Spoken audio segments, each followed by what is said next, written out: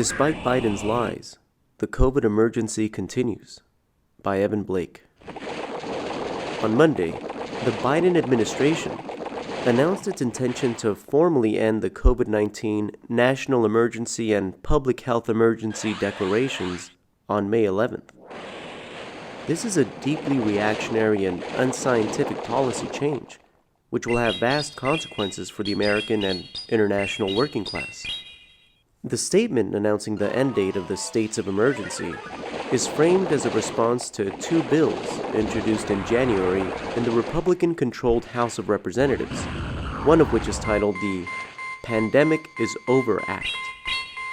Under conditions in which an average of over 500 Americans are presently dying from COVID-19 every day, both big business parties are colluding to codify into law Biden's false declarations last September that, quote, the pandemic is over.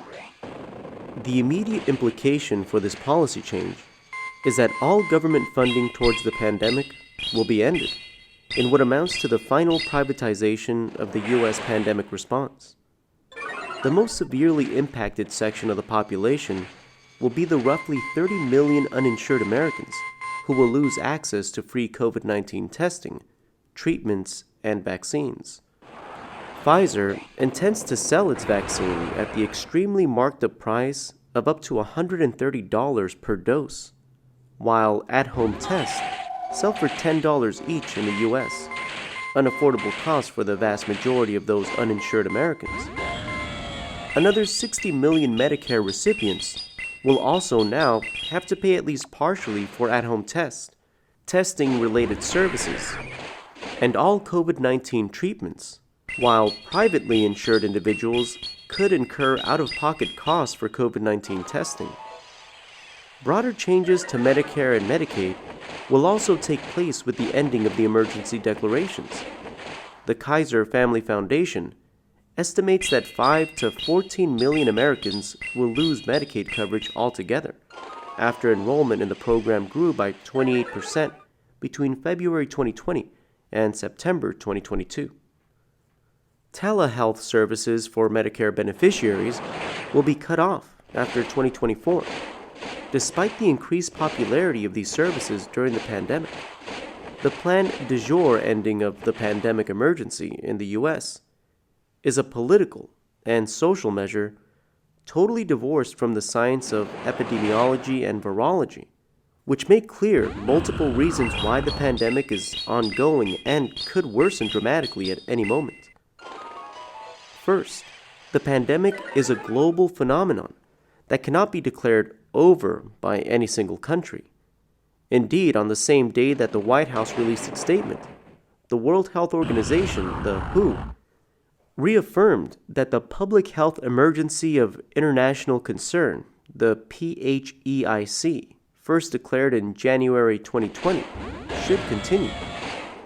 One of the primary factors motivating the WHO decision is the unprecedented wave of infections and deaths sweeping across China, where a majority of the country's 1.4 billion people are estimated to have been infected, and nearly 1 million are believed to have died from COVID-19 in the past 2 months alone. This horror is a direct result of the Chinese Communist Party, the CCP, lifting of the zero COVID public health policy demanded by U.S. imperialism for over 2 years. Second, SARS-CoV-2, the virus that causes COVID-19, is continuing to evolve at a rapid clip, with the mass infection in China only accelerating this process. Over the past year, the U.S. experienced 5 distinct waves of infections and deaths from different Omicron subvariants that evolved in different parts of the world and spread globally. The most recent surge in the U.S. has been driven by the XBB.1.5 subvariant, nicknamed Kraken, due to its high level of mutations that allow it to infect people who are vaccinated, previously infected, or both. A growing number of people globally are being reinfected by this and other Omicron subvariants, with each reinfection proven to increase one's risk of hospitalization, death, or debilitation with long COVID. When asked, every principled virologist in the world would acknowledge that at any point a far more dangerous variant could evolve, combining greater immune evasion, transmissibility, and virulence, thereby causing the worst global surge of the pandemic to date. The policies of lifting all mitigation measures and encouraging people to believe the pandemic is over, now pursued in the US, China, and globally, leave society totally unprepared for this potentiality. Third, while official figures on infections and deaths are now inaccurate, examining wastewater and excess death shows that the new normal is one of a persistently high baseline of mass infections and deaths throughout the world. In the US, wastewater sampling indicates that for most of the past year, viral transmission was at or near the peak levels reached during the first winter surge in 2020 to 2021 and the surge of the Delta variant in the summer of 2021. Excess deaths in the US remain elevated far above pre-pandemic levels, at 680 deaths per day, according to The Economist. Globally, there are an estimated 12,200 daily excess deaths attributable to the pandemic. The formal ending of the declaration of emergency in the US takes place after a year of relentless propaganda, claiming that Omicron is mild and COVID-19 is now endemic, and no more harmful than the flu.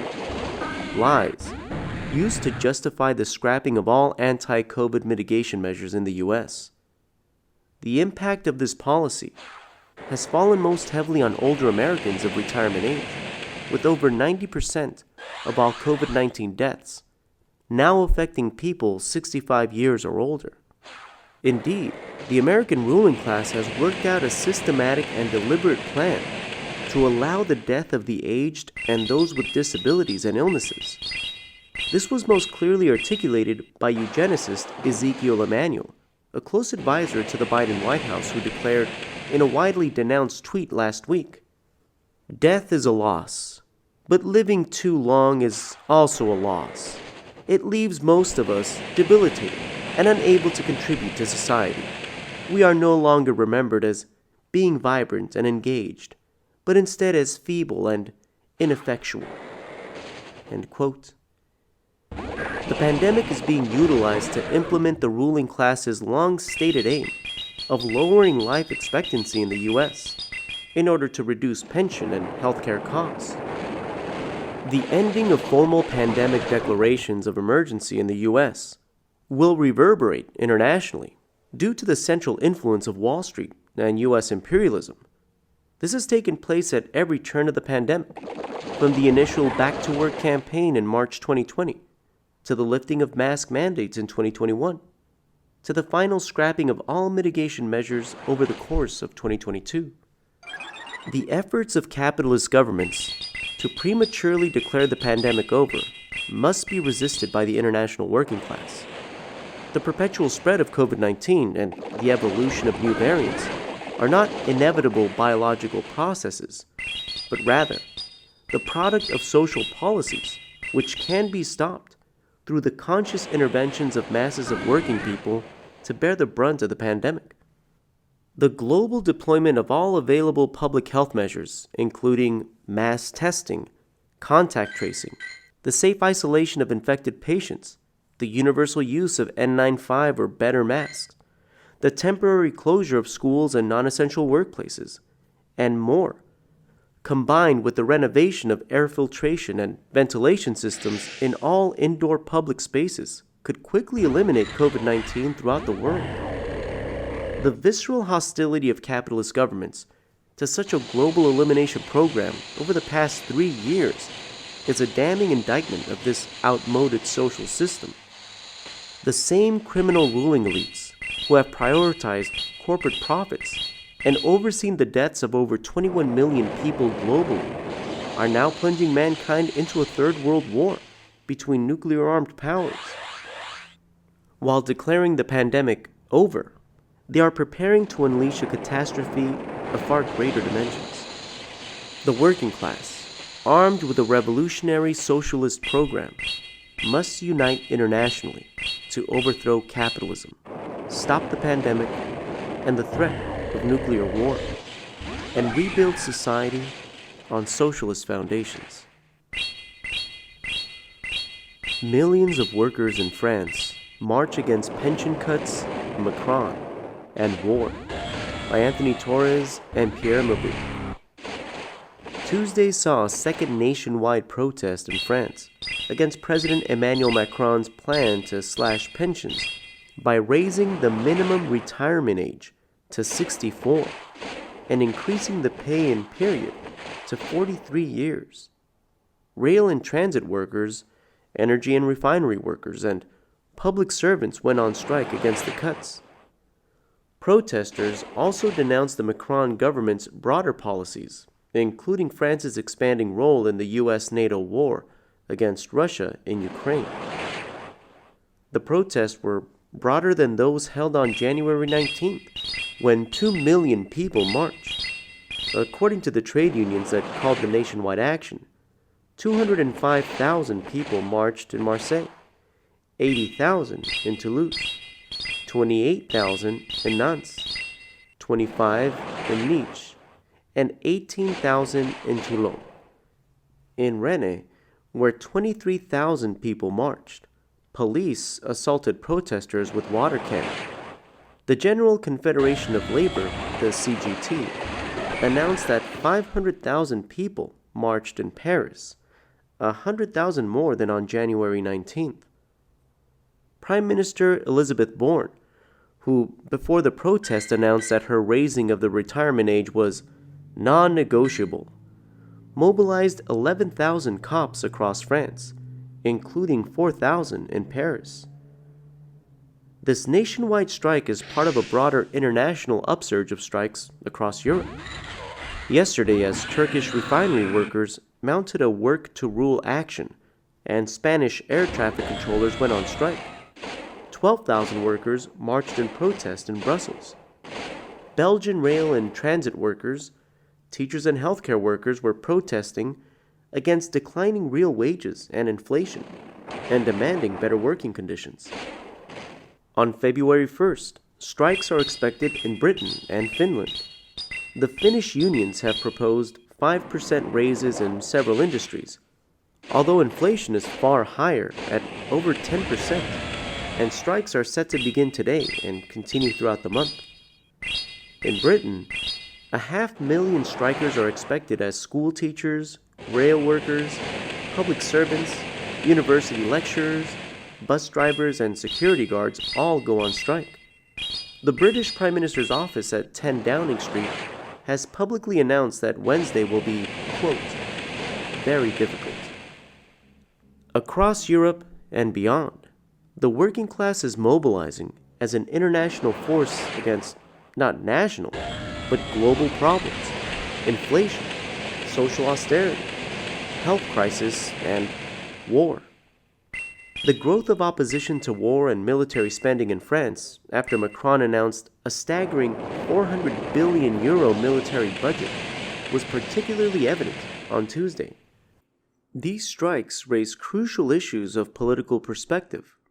How can workers overcome the obstacles posed by pro-government national union bureaucracies, unifying the working class across national borders, and oppose the policies that emerge from union negotiations with Macron?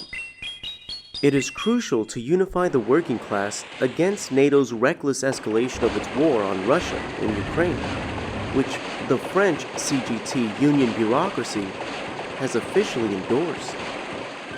Valérie, who works at a school for handicapped children, told the WSWS in Paris that she feared the sending of tanks to Ukraine by Macron and other NATO powers would provoke a global conflict.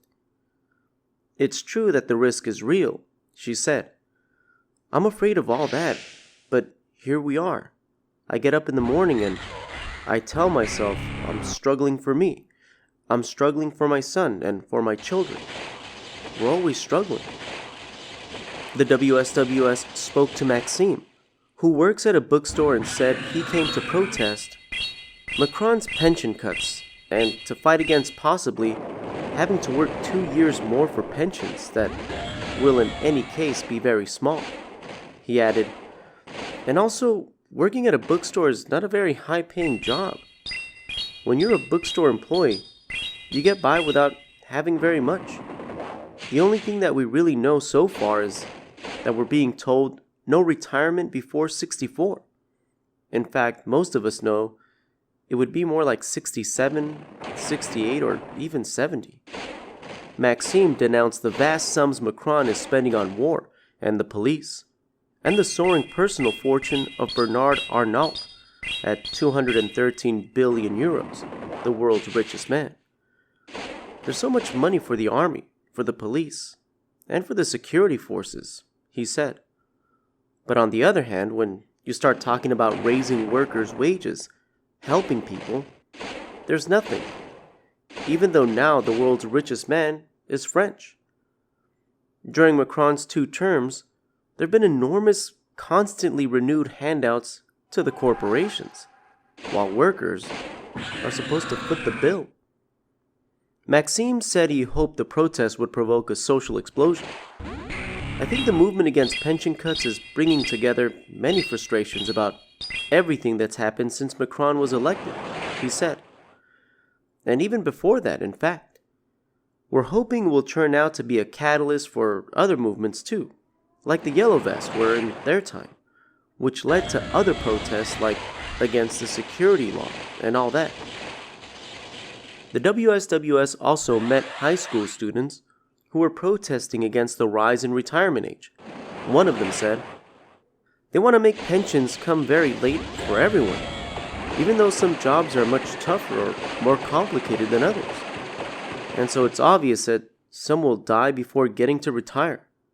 And we don't want to die before retirement. We want to enjoy life and retire early enough that we can continue on with the rest of our lives. Jihan, a high school student, stressed the importance of uniting students with the working class. I think it's very good that high school students feel involved. It's better to wake up and fight this injustice. Just after graduating from high school, we'll go to work, and we'll have to get a job to finance our studies, so students are very close to the workers. WSWS reporters also covered the protest in the city of Amiens in northern France, which was again larger than on January 19th with 18,000 protesters and many youth. They spoke to Augustine, a high school student who said, we protested in front of our school to get people to come to Amiens. We are there to support our elders. Macron's army budget is a political choice made to support wars in the interest of the system.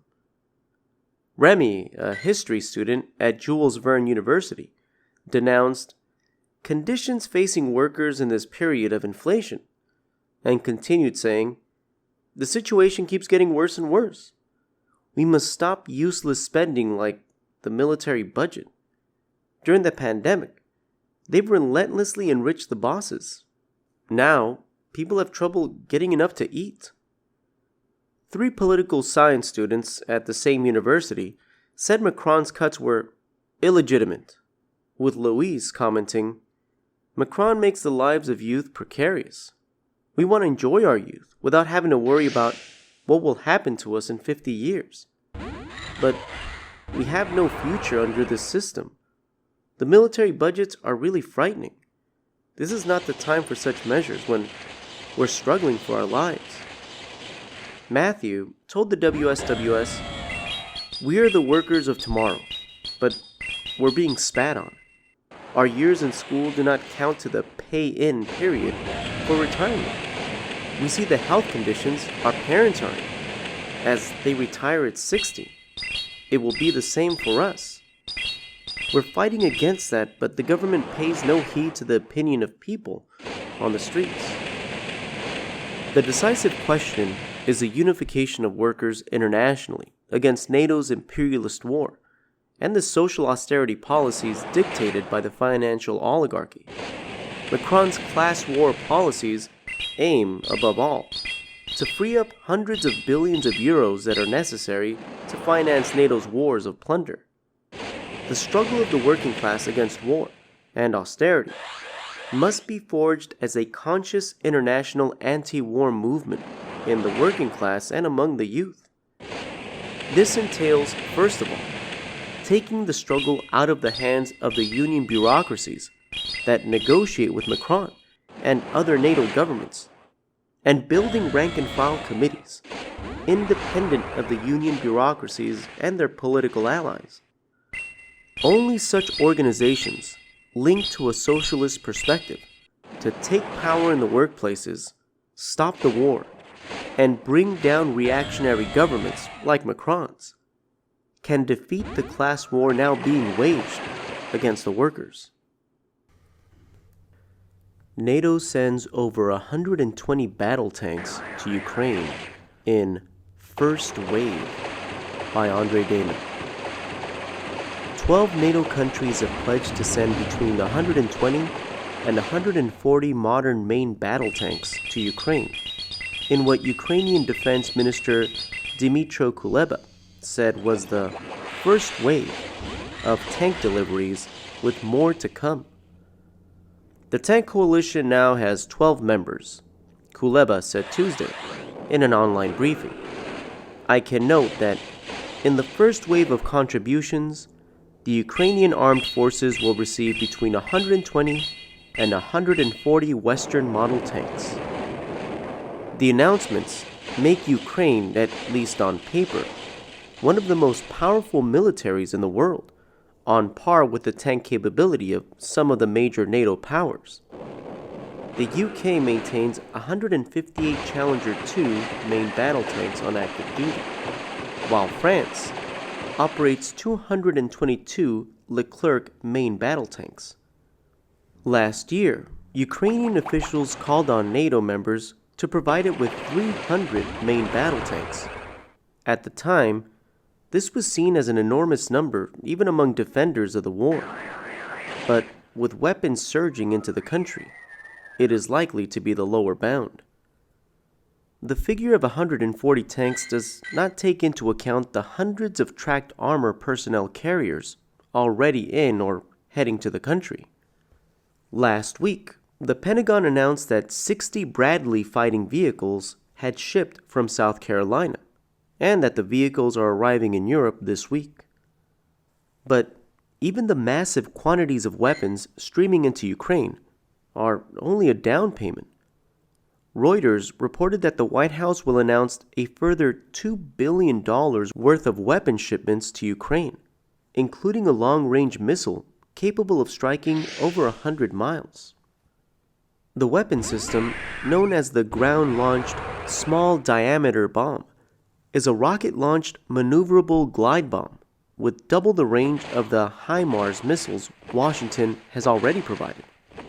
The deployment would mark a repudiation of Biden's pledge in May that we are not encouraging or enabling Ukraine to strike beyond its borders, and his declaration that we're not going to send to Ukraine rocket systems that strike into Russia.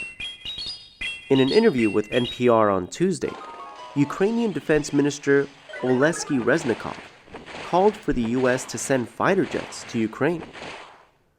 I'm sure that's absolutely realistic, he said.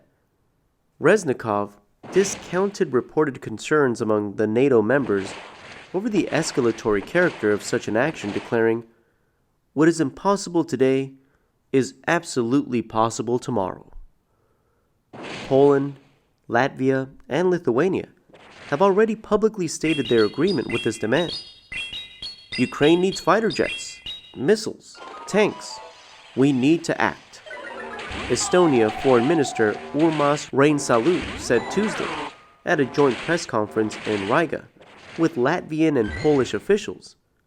Because fighter jets and long-range missiles are essential military aid, and at this crucial stage in the war, where the turning point is about to happen, it is vital that we act without delay, Lithuanian President Gitanas Nausėda said in an interview with Lithuanian national television. He concluded, "Those red lines must be crossed. asked about sending fighter aircraft to Ukraine at a news conference on Monday, French President Emmanuel Macron declared, "Nothing is excluded." On Tuesday, the U.S. accused Russia of being out of compliance with the new START treaty, the last remaining nuclear arms control treaty between the U.S. and Russia. The treaty limits the total number of warheads that the U.S. and Russia may deploy. The complaint sets in motion a series of steps that could lead to a breakdown of the treaty, further inflaming nuclear tensions escalated by the war. In 2019, the Trump administration withdrew from the Intermediate Range Nuclear Forces Treaty, allowing the U.S. to ring Russia and China with short-range nuclear weapons. In the months since Ukrainian President Vladimir Zelensky addressed a joint session of Congress, U.S.-NATO involvement in the war has escalated enormously. First with the dispatch of the Patriot missile system, followed by the Bradley and Stryker fighting vehicles, and finally, the Leopard and Abrams main battle tanks. NATO war planners are seeking to continue this, with imminent plans to send Ukraine long-range missiles and active discussions about the dispatch of fighter jets to Ukraine. Each of these new weapon systems, bringing with them enormous logistical, maintenance, and training requirements, will even further entangle the U.S. and NATO in the war and create the conditions for demands for further escalation, including the creation of no-fly zones and the direct deployment of U.S. and NATO troops. You can find all this and more at the World Socialist website, wsws.org. This has been Archie Stone for the World Socialist website.